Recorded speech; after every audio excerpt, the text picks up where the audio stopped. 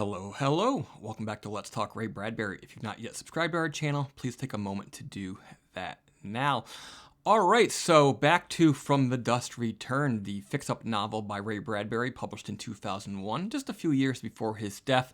We are moving on to Chapter 10 today, but before we get there, I do need to backtrack to Chapter 9. Chapter 9 is The Homecoming, or just sometimes titled Homecoming. It was originally published in 1946, so this story long predates the novel itself, the fix-up novel. I previously reviewed it, so I'm not going to review it again today, but I think it was important to sort of bring it up here, just in case you're following along. In brief, the big night is here. It's Halloween Eve. CeCy, the dreamer, reports on the family flying in by night from all over the world. All types of undead creatures who are related to them arrive and sleep the night in their coffins, or sleep the day away in their coffins before coming out to party on Halloween. They marvel at young Timothy, who is a young living boy who lives amongst them, and he wonders if he's going to fit in. CeCy then possesses his body, tries to make him fly off the stairs, which embarrasses him. He soon forgives her, and then very shortly after the party is over, everybody's leaving. They agree to meet again in Salem in 2009, many decades from them, and Timothy, who is a living person, of course, wonders if he'll be alive to attend that party.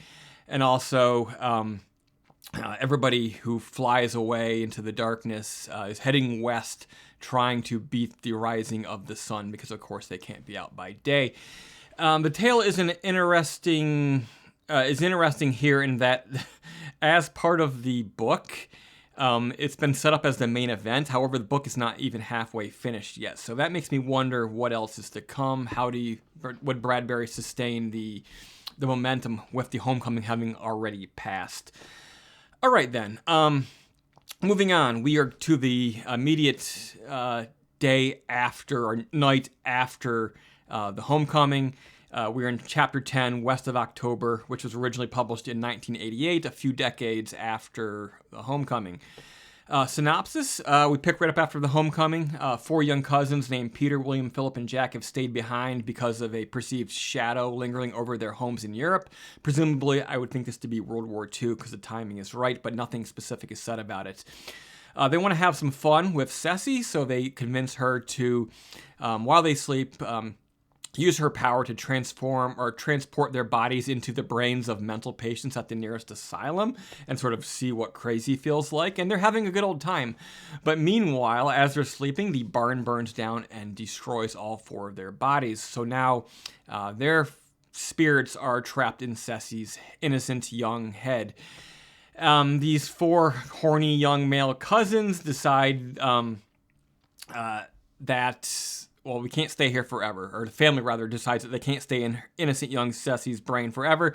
So they have the idea of sticking them into the rotting husk of their mummy grandfather, Grandpeer, or grandfather, who is the husband of Grandmere, or grandmother, who is the narrator of this entire story, going back to the framing device. They put Grandpeer on a train for Missouri, disguised with a new hat. Somehow putting a hat on his head means that nobody's going to realize that he's a dead mummy. But the idea is to take them to Missouri to see if any of their other relatives might have some room in their brains for four young men to reside for the rest of their lives until permanent bodies can be found. The boys see a cute girl on the train and begin causing trouble. They want to meet her, but forgetting, of course, they're inside the body of a mummy.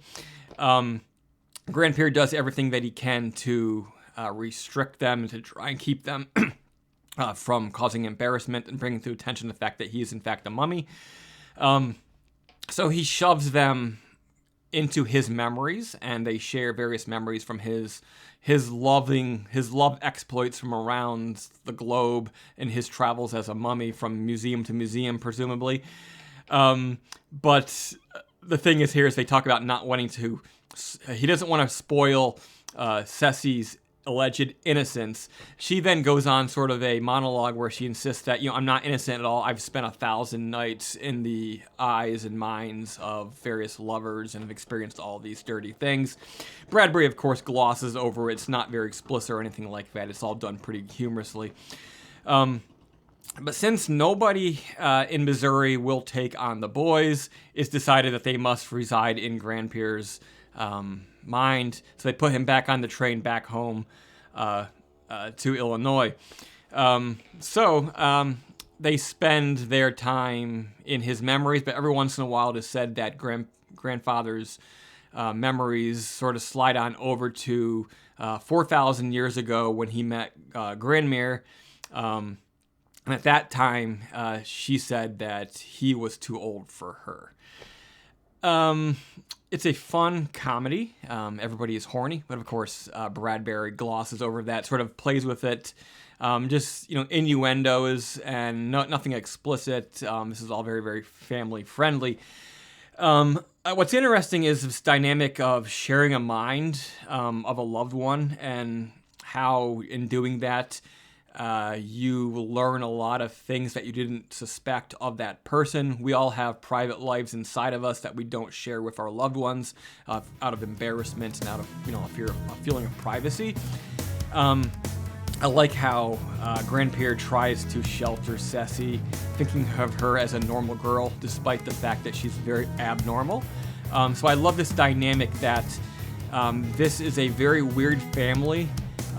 It's an extended family, but it's actually functioning quite normally in many respects, where you have love and the need of a grandfather to protect his granddaughter. So that's all very much on display here in West of October, which I presume to mean West of October is you're after Halloween, you're into November, and of course they're heading west.